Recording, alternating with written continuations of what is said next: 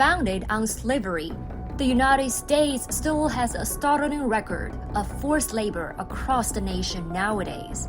According to the U.S. Department of Homeland Security, or DHS, forced labor occurs when individuals are compelled against their will to provide work or service through the use of force, fraud, or coercion, and it does occur in the United States.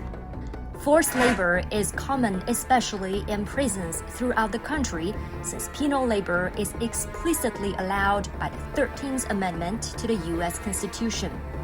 Neither slavery nor involuntary servitude, except as a punishment for crime whereof the party shall have been duly convicted, shall exist within the United States or any place subject to their jurisdiction. According to a report released by the University of Chicago Law School's Global Human Rights Clinic and the American Civil Liberties Union, or ACLU, the United States incarcerates over 1.2 million people in state and federal prisons, and 2 out of 3 of these incarcerated people are also workers.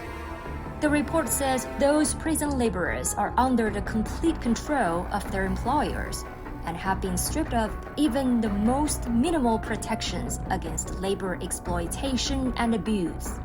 Professor Claudia Flores from the University of Chicago Law School's Global Human Rights Clinic said, "The labor conditions of incarcerated workers in many U.S. prisons violate the most fundamental human rights to life and dignity. In any other workplace, these conditions would be shocking and plainly unlawful." Many incarcerated workers we interviewed told us story after story of inadequate equipment and training, punishments doled out if workers refuse to labor, and an overall helplessness to a government institution functioning as both jailer and boss. Между должным и тем, что необходимо. Поэтому, конечно же, здесь вопрос очень большой. Но в США, как мы видим, наблюдается крен в сторону With less than 5% of the global population, the United States is home to 1/4 of the world's prison inmates, the highest proportion of the world's prison population. With this heavy financial burden, the U.S. government outsources prison management to private companies, transforming it into a profitable industry. To maximize profits, private prisons make the lowest possible payments to staff and cut costs in medical care. Inmates have to work all day for money barely enough to buy necessities such as toilet paper and toothpaste. Las prisiones privadas son un gran negocio en los Estados Unidos, un negocio que mueve alrededor de $2.000 millones anuales, donde las ganancias son casi absolutas a partir de la explotación, de la esclavización de los presos que laboran. Driven by huge profits, the number of private prisons ballooned by 16 times over the course of 20 years from 1990 to 2010. In 2021, U.S. President Joe Biden signed an executive order to ban new federal private prison contracts. But it turns out business as usual for private contractors. A report by the Brennan Center for Justice said prisoners in American correctional facilities have for decades worked for no wages or mere pennies an hour.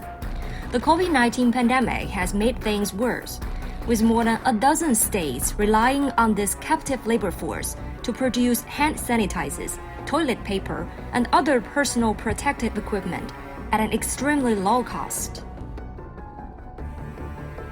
Forced labor is also rampant in private U.S. detention centers where illegal immigrants are held.